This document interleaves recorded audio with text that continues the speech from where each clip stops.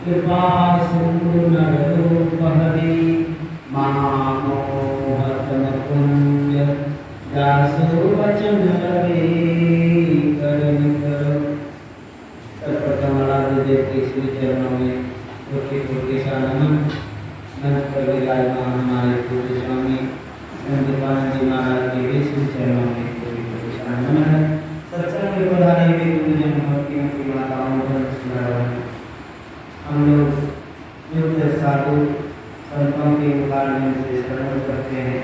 जब तक वहीं भी दयाल साधु संतों की परमात्मा की कृपा होती है, साधु संतों पुरुषों की संगति प्राप्त होती है।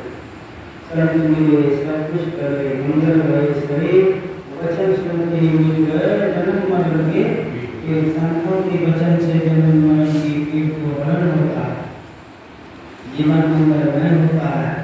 हम लोग बड़े भारी हैं जो हम लोगों के बीच खुद से विराजमान होकर अमृत में प्रसार करके हमारे जीवन को धन्य और अमरता प्रदान करते हैं। अब हम लोग जो है स्वामी संत जी महाराज के कार्य से उनकी वाणी को श्रवण करेंगे, आत्मनिर्भर करेंगे, परम कल्याण को प्राप्त करेंगे। बोलिए प्रेम से श्री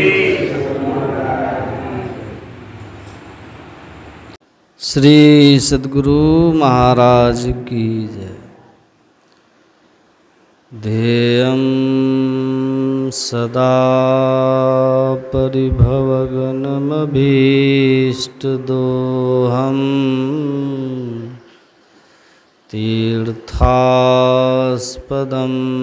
शिवविरचिनुतं शरण्यम् वृत्त्यार्तिहं प्रणतपाल भवाब्धिपोतं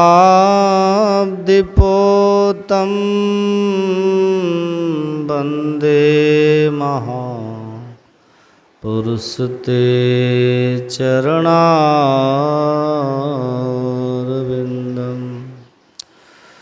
धन्य धन्य सद्गुरु सुखद महिमा कही न जाए।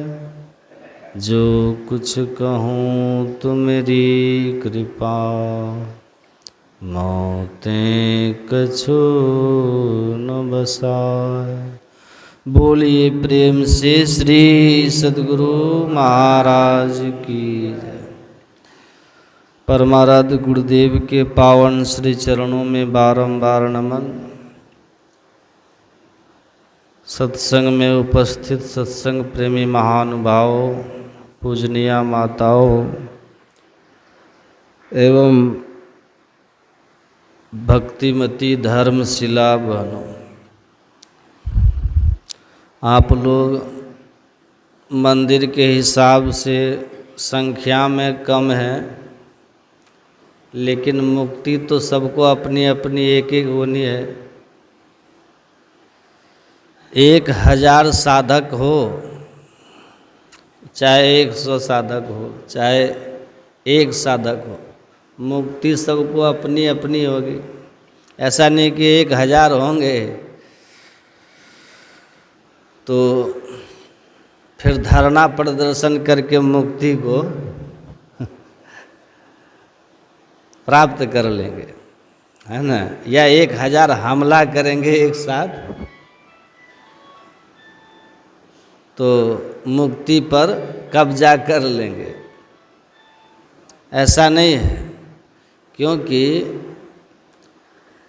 मोक्षस्य न वासवस्ति न ग्राम्यंतर में वया।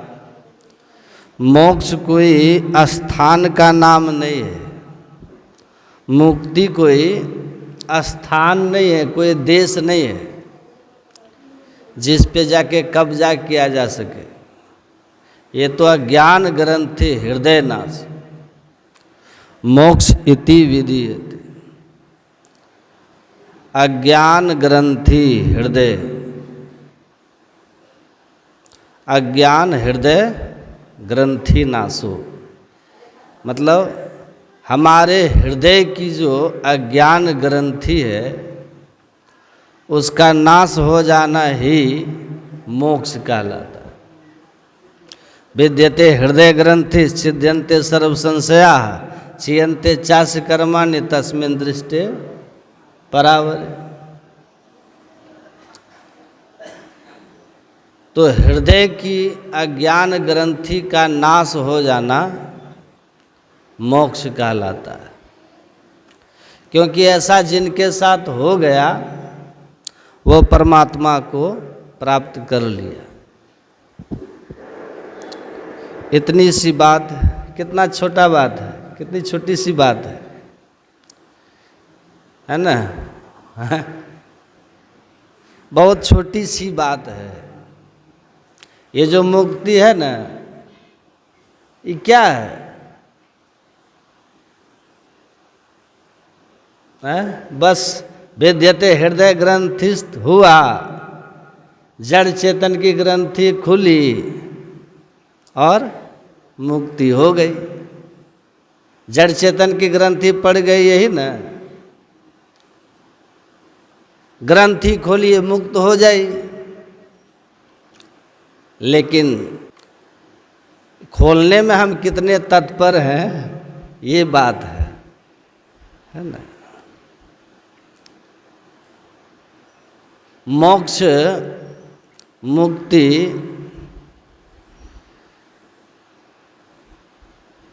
शाश्वत और अखंड सुख का नाम है।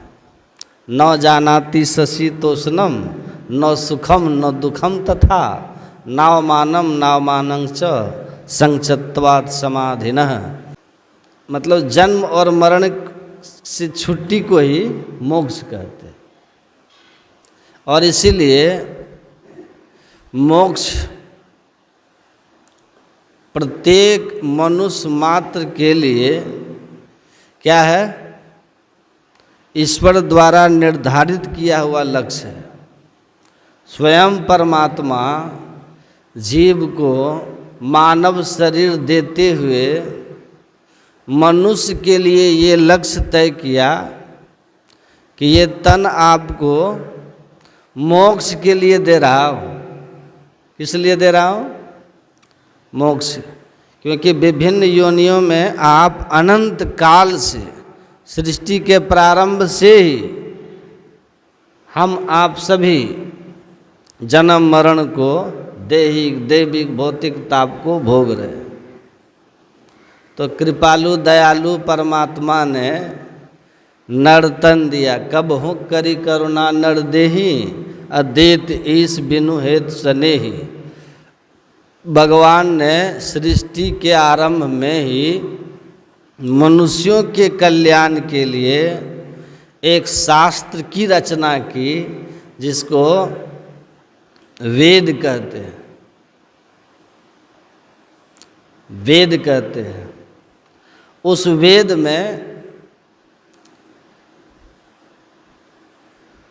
परमात्मा ने स्वयं अपने मुखारविंद से सृष्टि की उत्पत्ति, उसकी स्थिति और उसके प्रलय और विभिन्न योनियों की पूरी व्याख्या की वेद में, स्वयं परमात्मा ने। तो मानव मात्र के लिए उद्घोष किया, आत्मानं मोक्षार्थम जगत हिताय च। मतलब आपको मनुष्य का तन इसलिए मिला है कि आप क्या करो?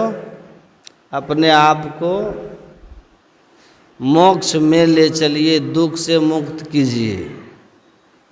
दुख से मुक्त करना है तो मोक्ष है।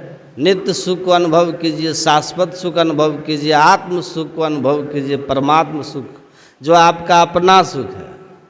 हमारे गुरु महाराज समझा के कहते हैं, तन सुख मन सुख ना सुख तेरो, आत्म सुख निज तेरो, आ तू तन मन सुख निज के जान्यो, भयो काल को चेरो। चेरो समझते हैं ना? चारा। चेरो मतलब मवेशी का चारा होता है, क्या होता है? घास। शेर बाघ का चारा क्या है? जंगली पशु, है ना। हम लोग किसके चारा है? काल के चारा। इसलिए हमारे गुरु महाराज जी कहते हैं, माघ भूखा बाघ काल के, मुख पड़ो है बाबरे, ओस कर चेतो सवेरे, बचो ध्यान के दावरे। बस हृदय हृदय ग्रंथिस्थ हुआ, जड़ चेतन की ग्रंथि खुली तो मुक्ति हो गई। जड़ चेतन की ग्रंथि पड़ गई, यही ना। ग्रंथि को खोली और मुक्त हो जाइए। अब खोलने में हम लोग कितना तत्पर हैं, कितना मेहनत करते हैं, कितना लगन है आप में, ये आप पे निर्भर करता है ना। है? एक पका हुआ आम गिर गया, एकदम पका हुआ आम। दो आलसी एक पेड़ के नीचे सोए हुए थे, एकदम पका आम गिरा एकदम। दूसरे आलसी के एकदम मुंह के पास आ गया लुढ़क करके आम, उसका सेंट से ही गदगद हो रहा है आम के। लेकिन आलसी है ना, सोया हुआ है। मन खाने का है पर सोने का आनंद कैसे छोड़ सकता है ना। एक लड़के को एक बाबा ने कहा कि ब्रह्म मुहूर्त में उठो और ध्यान करो, देखो ध्यान करने में बड़ा आनंद आता है, बड़ा आनंद आता है। जानते हैं उस लड़के ने क्या कहा? स्वामी जी, ब्रह्म मुहूर्त में सोने में भी बड़ा आनंद आता है। अब बताइए, सोने में उसको बड़ा आनंद आता है। तो आलसी है, सोया हुआ है, आम गिर गया बगल में, मुंह के पास सट गया है, सुगंध से एकदम गदगद हो रहा है, जैसे आप लोग सुन के गदगद होते हैं।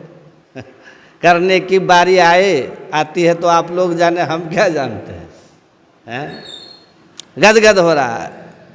पड़ोसी वाला जो आलसी था उसको कह रहा है कि मेरे बगल में एक बहुत मीठा आम पका गिरा है, थोड़ा उठ करके निचोड़ दो मेरे मुंह में तो आनंद आ जाए। तो वो बगल वाला जो सोया हुआ आलसी था उसने कहा, हमको कुत्ता सूंघ के चला गया तो हम भगाए ही नहीं, हमको कुत्ता सूंघ के चला गया, भगाए नहीं, हमारा मुंह पैर चाट चुट के चला गया, और तुम जो है हमको आम उठ के निचोड़ने के लिए कह रहे हो। हैं? तो कैसे होगा? आपको तत्परता की चीज़ है ना, ये लगन की चीज़ है।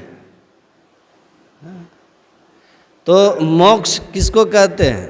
कि कोई ऐसी वस्तु नहीं है मोक्ष कि जो किसी लोक में वहाँ धरा हुआ है और आप जाके कोई स्थान पर रखा हुआ हो, आप जाके उठा लें, जहाँ जाके प्राप्त हो जाएगा। जहाँ जिस क्षण आप हैं वहीं उसी क्षण अज्ञान ग्रंथि खुल जाए और आपको मुक्ति हो जाए।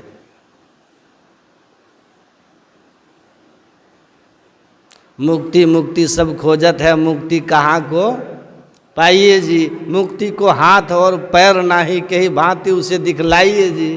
ज्ञान ध्यान की बात बूझिए, याते दिल को खूब समझाइए जी। पलटू मुँह पे किसने देखा, जीते ही जीते मुक्त हो जाइए जी। तो मुक्ति पानी है। मोक्ष के लिए क्या करना है? योग करना है। महापुरुषों ने कहा क्या करना है, बोलिए ना। अज्ञान ग्रंथि को खोलना है। कैसे खुलेगा? यह अज्ञान ग्रंथि है क्या? जड़ चेतन की ग्रंथि है क्या? यह ज्ञान ग्रंथि है क्या? जड़ चेतन की ग्रंथि क्या है?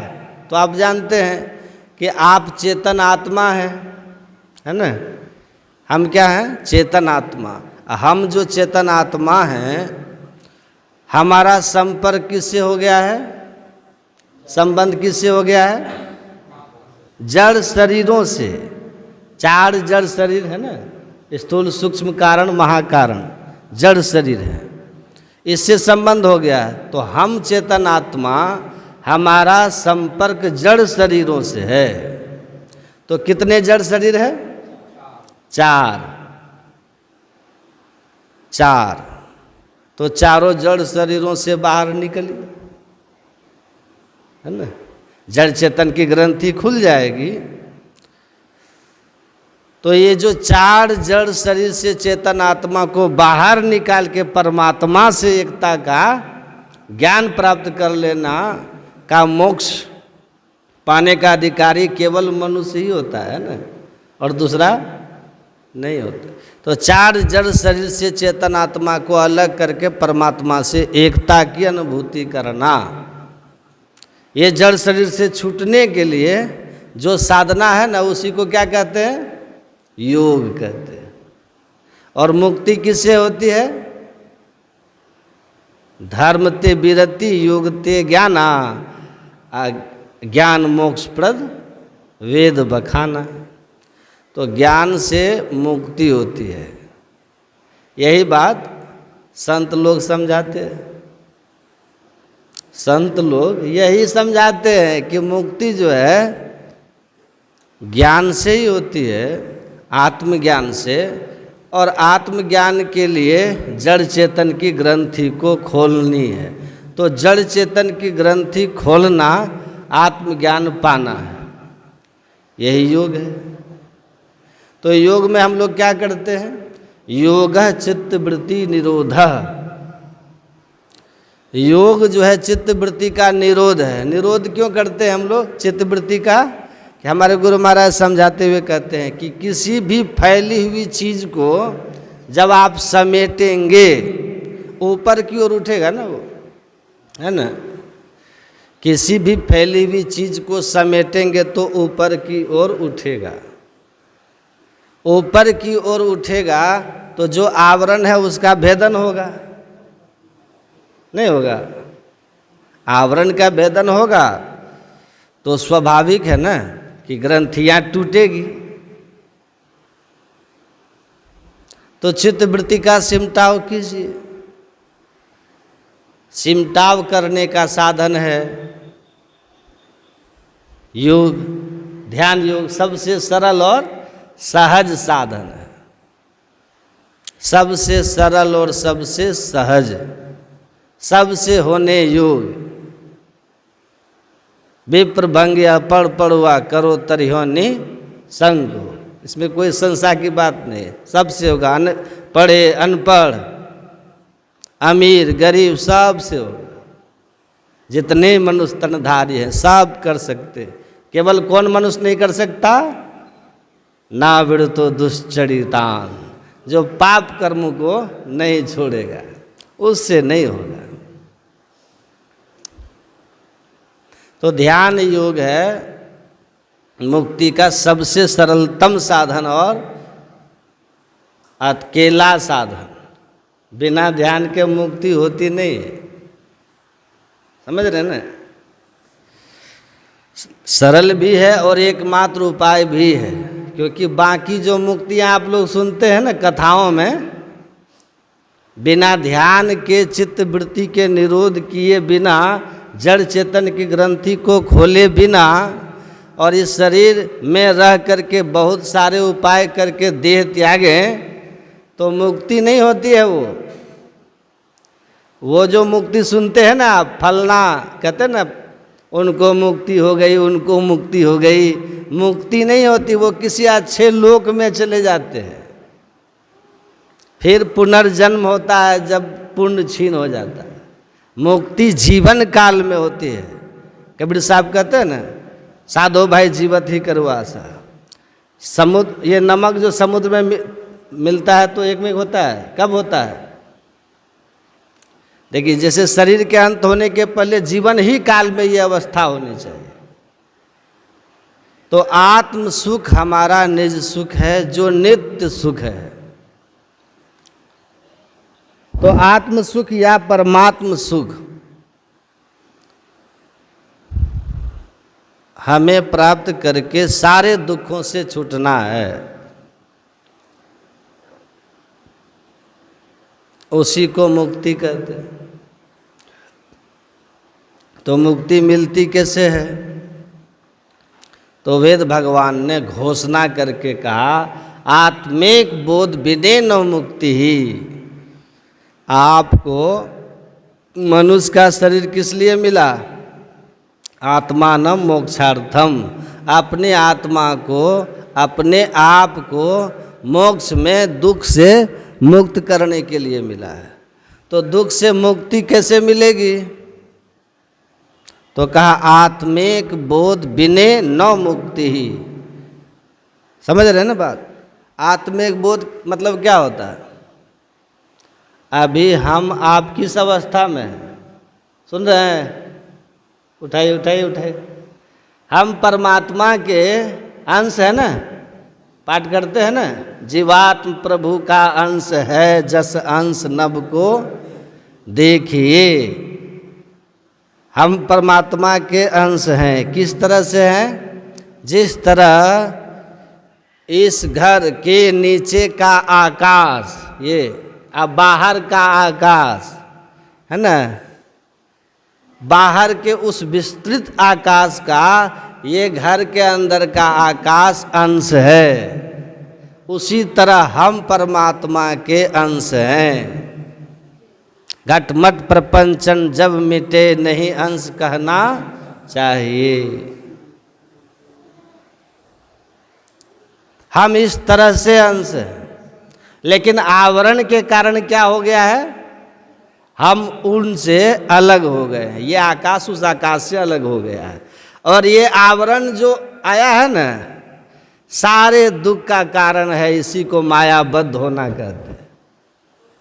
और ये आवरण जो है वो अंधकार, प्रकाश और शब्द के 3 माइक पर्दों के रूप में है, जो हम सबको और परमात्मा के बीच भेद पैदा कर दिया है।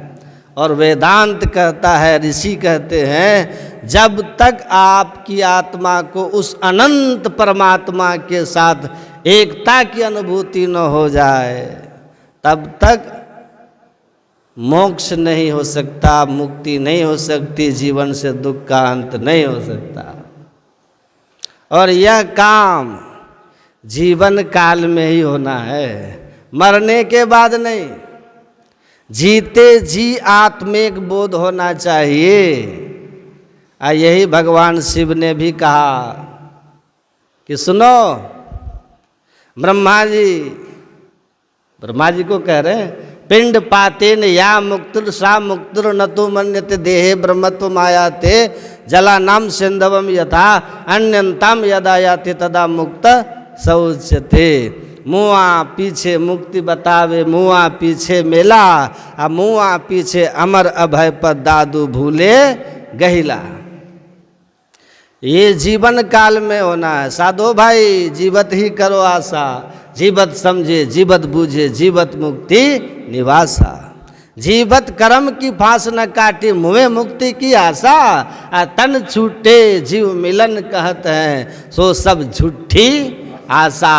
अब ही मिला तो तब ही मिलेगा, आ नहीं तो जमपुरवासा। साधो भाई अभी मिला सो तब ही मिलेगा। देह रहते पूर्ण समाधि में जीव और पीव की जब एकता हो जाएगी, माया के सारे आवरण गिर करके, तब जब तक शरीर रहेगा आप जीवन मुक्त पुरुष हो जाएंगे। और जब आपका शरीर की अवधि समाप्त हो जाएगी तो आप सभी शरीरों से निकल जाएंगे। सभी शरीर मतलब समझ रहे हैं, एक ही देह नहीं न है। यह स्थूल देह है जिसको हम स्थूल दृष्टि से देखते हैं और अनुभव करते हैं, छूते हैं। इसके अंदर में सूक्ष्म है। घट में घटता माही घट है, ते ही घट में घट पासा हे साधो। सगुन जड़ घट चार चौथ में, चेतन अगुण तन खासा हे साधो। अब में ही शब्द अनाहत सह प्रभु, घट घट व्यापक पासा हे साधो। यह स्थूल देह है ना, इसके अंदर में कौन है? सूक्ष्म है, कारण है, महाकारण। ये चारों जड़ शरीर है। मैंने पहले कहा ना, ये चारों जड़ शरीर हैं। एक देह छूट गया, अब बाकी के 3 जड़ शरीरों के साथ चेतन आत्मा निकल गई, शरीर त्याग दिए। एक चेतन धार स्थूल देह से निकल गया, लेकिन 3 जड़ शरीरों में चेतन धार रहने के कारण इसलिए वे फिर भी जीवित हैं। गुरु महाराज यही समझा रहे हैं। पुनः कर्मानुसार फिर ये शरीर, इस पर एक स्थूल देह पुनः आ जाएगा तो कहेंगे कि जन्म हो गया। नहीं, आज जब फिर वो स्थूल दाह से चेतन धार निकल गई स्थूल शरीर से, तो क्या कहते हैं? कहेंगे कि प्राण निकल गया, जीव निकल गया, मर गया। और ये जन्म और मरण चलते रहता है। सारे दुखों का कारण यही आवागमन सम दुख दूजा है नहीं जग में कोई। इसके निवारण के लिए प्रभु भक्ति करनी चाहिए। तो महापुरुष कहते हैं कि आपको परमात्मा से किस तरह से मिलना है? जैसे नमक होता है ना, नमक समुद्र में मिलकर एक मेघ हो जाता है। देखिए, नमक को पानी में मिलाइएगा, मिल जाएगा, मिलेगा कि नहीं? लेकिन ऋषि ने नमक को कहाँ मिलाया? किसी और जल में नहीं मिलाया। कहाँ मिलाया? सीधे समुद्र के जल में मिला दिया। क्यों मिला दिया? क्योंकि जिसकी उत्पत्ति जहाँ से हुई है उसको वहीं मिलाना लय कहलाता है। नमक की उत्पत्ति कहाँ से हुई है? समुद्र से। तो जहाँ से नमक उत्पन्न हुआ उसको वहीं कहा जाओ, मिल जाओ जाके। ये जीव आदि सुरत सत्पुरुष ते आई, जीव सोहंग कहिए सोताई। हम परमात्मा के अंश हैं, हम परमात्मा में जाके मिलेंगे, तब एकता हो जाएगी। एकता के लिए क्या करना होगा? आवरण भेदन जरूरी है। आवरण के भेदन के लिए क्या करना है? चित्त वृत्ति का सिमटाव जरूरी है। और योग किसको कहते हैं? योगः चित्त वृत्ति निरोधः, योगश्च चित्त वृत्ति निरोधः। महर्षि पतंजलि ने कहा चित्त वृत्ति के निरोध को योग कहते हैं। हम लोग जो बैठ करके साधन करते हैं ना, क्या करते हैं? उसमें मन को रोकते हैं ना। महर्षि परमहंस योगानंद का नाम सुने होंगे। परमहंस योगानंद बड़े महापुरुष थे। परमहंस योगानंद श्यामाचरण लाहिरी की परंपरा में थे। उनके एक शिष्य थे, एक बालक शिष्य था। उनके आश्रम में बहुत बच्चे लोग रह करके रांची में पढ़ते थे। रांची में तो बच्चे एक दिन आए, वो मौज में थे। परमहंस योगानंद मौज में पूछने लगे बच्चे सब अपने अपने भविष्य के बारे में। एक ने कहा कि मुझको तो साधु बनना है, आपका शिष्य बनना है। कहा कि तुम्हारे अंदर संस्कार है, लेकिन तुम्हारे घर वाले जो हैं वो जिद करके तुमको ले जा करके विवाह शादी करा देंगे, तुम सेवक नहीं बनोगे। मौज में थे। किसी को कहा हाँ तुम डॉक्टर बन जाओगे, कुछ बन जाओगे। एक बड़ा संस्कारी उत्तम संस्कार का शिष्य था, विद्यार्थी था, काशी नाम था उसका। उसने कहा कि गुरुदेव मैं क्या बनूंगा। उस समय मौज थी उनकी, जो दिख रहा था बोले चले जा रहे थे। काशी को कहा अरे बेटा तुम तो 2 साल के बाद मर जाएगा। हैं? बाद में फिर अफसोस हुआ कि नहीं बोलना चाहिए था। वो लड़का बहुत निराश हो गया।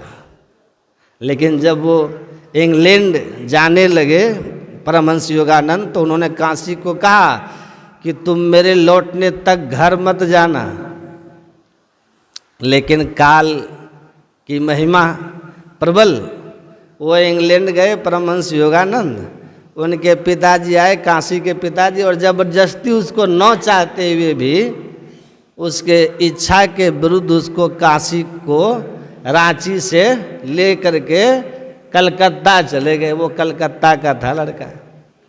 जब लौट करके परमहंस योगानंद आए, पूछा काशी, तो उनके पिता लेके चले गए। तो वो समझ गए कि वो चला गया, गुजर गया, लेकिन उन्होंने वचन दिया था काशी को कि मेरे मुंह से तुम्हारी जो स्थिति है, असलियत है, वो निकल गई है। तुम नहीं जाओगे तो बच सकते हो, लेकिन अगर तुम अपने समय से गुजर भी गए तो तुम चिंतित मत हो, मैं तुमको वापस ढूंढ लूँगा, तुम कहीं भी रहोगे। और जैसे सुना कि उनके पिता कलकत्ता लेके चले गए, तो वो वहाँ से सीधे कलकत्ता गए। परमहंस योगानंद कलकत्ता गए और उसको ढूंढने लगे कि कहाँ है। एक गली से गुजरते हुए जा रहे थे, अचानक ठिठक गए। अपनी योग साधना से उस लड़के को ढूंढ लिया कि कौन से गर्भ में है, और जा करके कहा उसके घर में, उनके दरवाजे पर, कि आपके यहाँ एक मेहमान आने वाला है। पतिदेव को मालूम नहीं था। वो जाके अपने धर्मपत्नी से पूछते हैं कि कोई महापुरुष आए हैं, कह रहे हैं कि आपके घर में एक मेहमान आने वाला है। पत्नी ने कहा कि हाँ, मुझे भी लगता है कि शायद कोई मेहमान अब आने वाला है, कुछ ही समय का रहा होगा। उन्होंने कहा देखो, मैं कन्फर्म कह रहा हूँ कि आपके घर में मात्र 20-25 दिन पहले जाके कहा कि कोई मेहमान अब आने वाले हैं। वो मेरा शिष्य है। और पूरी घटना उन्होंने बताई। उसके जन्म लेने के बाद आप हमको उसको मेरे पास भेज दीजिएगा। जैसे सुंदरदास जी की कथा है ना, दादू दयाल ने कहा वैसे। तो ऐसे महापुरुष थे परमहंस योगानंद। खैर वो उनका शिष्य बना। ऐसे महापुरुष थे। उन्होंने कहा योग के संबंध में कि योग क्या है। वो कहते हैं कि योग is a method of concentration of mind. चित्त वृत्ति, चित्त एक इंद्रिय है। चित्त आप जानते हैं ना, मन बुद्धि चित्त। वृत्ति किसको कहते हैं? उसमें उठने वाली अनेक तरह की भावनाओं की तरंगों को, विचारों की तरंगों को, जो हमारे इंद्रिय जन्य अनुभव के या फिर पूर्व जन्म के संग्रह संस्कार के कारण होते रहते हैं, जो हमारे मन में उठते रहते हैं, चलते रहते हैं। अनेक तरह के विचार की तरंगे नहीं चलते हैं, चित्त में उठते ना ध्यान के समय। तो अनेक तरह के वैचारिक तरंगे जो हमारे मन में उठते रहता है, इन उठने वाले तरंगों को रोक देने का ही नाम योग है। मन की तरंग मार लो बस हो गया भजन। लेकिन कितनी बड़ी बात है मन की तरंग को मार लेना। जिसको पढ़ा है पाला उसी को न मालूम है। चंचल ही मन कृष्ण परमार्थे बलभद्रम। हे भगवान, अर्जुन कहता मन बड़ा चंचल है, वायु को बस में कर लेना आसान है, लेकिन इस मन को आसान नहीं है। यह मन जालिम जोर रे बरजे नहीं माने, जो या मन को पकड़ा चाहे भागत साकल तोड़ रे। सुर नर मुनि सब पच पच हारे हाथ ना आवे चोर रे। ये तो ऐसा है ये कि पलटू साहब कहते उड़ता कोस हजार पंख बिनो पलक में। एक पलक में कहाँ से कहाँ उड़ जाता है, इससे तेज कोई हवाई जहाज नहीं है। तो कहते हैं कि जो योग है ना, चित्त वृत्ति निरोध, इसलिए कंसंट्रेशन ऑफ माइंड एक ऐसी पद्धति है जिससे हम अपने मन में उठने वाले अनेक तरह के वैचारिक तरंगों को रोकते हैं। और उसका परिणाम क्या होता है? रोकते क्यों हैं? तो journey from body to soul, journey from body to soul, एक यात्रा हम लोग करते हैं ध्यान में, शरीर से आत्मा की तरफ। योग हृदय में वासना तन वास है, तो क्या अभी हम लोग शरीर में फैले हुए, इस शरीर से समेट करके अपने आप को अंतर की ओर कीजिए। उलटी पाछलो पैड़ा पकड़ो पसरा मना बटोर, आ कहे कबीर सुनो भाई साधो तब पहियो निज ठोर। तब फैले हुए मन को आप क्या करते हैं? समेट करके बहिर्मुख से हम अंतर्मुखी बनाते हैं, और इस अंतर्मुखता की प्राप्ति में ऊर्ध्व गति हो जाती है, जिससे माया के आवरण, अंधकार प्रकाश शब्द के जो आवरण बने हुए हैं हमारे और परमात्मा के बीच की दूरी है, वह आवरण छिन्न भिन्न होकर के अब परमात्मा और आत्मा की एकता हो जाती है। फिर द्वैतता नहीं, कुछ रहेगी असमन दृढ़ चाहिए। द्वैतता खत्म हो जाती है, मोक्ष हो गया, है ना। तो हम शरीर से आत्मा की ओर, from bondage to salvation and world to God, बंधनों से मुक्ति की ओर, संसार से परमात्मा की ओर यात्रा करने के लिए चित्त वृत्ति के सिमटाव का जो साधन करने की पद्धति है, उसी को योग कहते हैं। तो चित्त वृत्ति को रोकना है, मन की तरंग को मारना है, रोकना है, और समत्वम योग उच्चते, और समता की प्राप्ति योग की पूर्णता है। जब ऐसी अवस्था हो जाए कि सिया राम मैं सब जग जाने, करहूँ प्रणाम जोड़ी जुग, जड़ चेतन जग जीव जता, सकल राम मैं जानी, बंदों सबके पद कमल सदा जोड़ी जुग पानी। संपूर्ण संसार ब्रह्ममय हो गया, ऐसी दृष्टि मिल गई कि सज्जन दुर्जन जो चल आओ एक ही दृष्टि निहार। सिया राम में सब में जब परमात्मा को देख रहे हैं, तो यार ये सब सुनो, हमें कौन ऊंच नीच है? ऊंच नीच का भाव खत्म हो गया। विद्या विनय संपन्न ब्राह्मणी गवि हस्तनी, सुनी चेव स्वपाके च पंडित समदर्शी न, समदर्शी हो गया, समभाव में आ गया, सब में ब्रह्म का दर्शन करने वाला, आत्मदृष्टि प्राप्त किया हुआ महापुरुष परमानंद में ही डूबा हुआ रहता है। तो चित्त वृत्ति के सिमटाव को कहते हैं योग। एक तरीका है, सिस्टम है, जिससे धीरे धीरे फैले हुए मन के धारों को हम समेटते समेटते पूर्ण सिमटाव पर ले जाते हैं। कहाँ पे पूर्ण सिमटाव होता है? एक बिंदुता पे। और जैसे सिमटाव होगा तो ऊर्ध्वगति होगी। तो एक बिंदुता तक की यात्रा के लिए योग साधन करते हैं। इसका ज्ञान अगर नहीं है तो कल्याण नहीं है, सब ज्ञान फूस फास। गुरु महाराज कहे असली दीक्षा यही है, असली भजन भेद यही है, एक बिंदुता तक की यात्रा। वरना एक नाम का जप और एक रूप का ध्यान, ये तो प्रारंभिक साधनाएं हैं, ये आप कहीं भी सीख सकते हो, लेकिन इतने से कल्याण नहीं होगा। इससे अंतर जगत की यात्रा प्रारंभ नहीं होगी, इससे आप आवरण का भेदन नहीं कर पाओगे, इससे आप पिंड से ब्रह्मांड की ओर और ब्रह्मांड से निःशब्दम परम पदम तक नहीं जा पाओगे। इससे आप शरीर से आत्मा की ओर और संसार से परमात्मा की ओर, अब बंधन से मुक्ति की ओर की यात्रा पूरा नहीं कर पाओगे। तो किससे कर पाओगे? एक बिंदुता की प्राप्ति होकर के।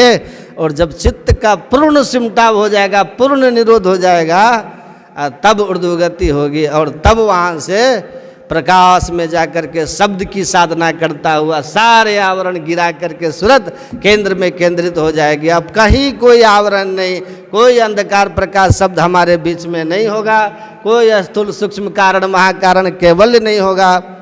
हम प्रभु प्रभु हम एक ही होई, द्वंद्व द्वैत रहे नहीं कोई की अवस्था हो जाएगी।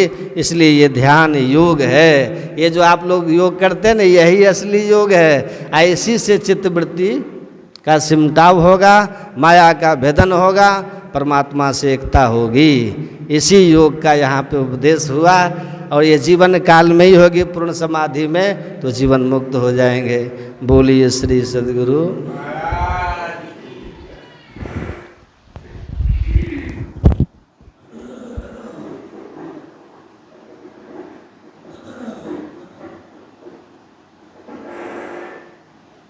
इसको इधर कर दीजिए, खोल दीजिए,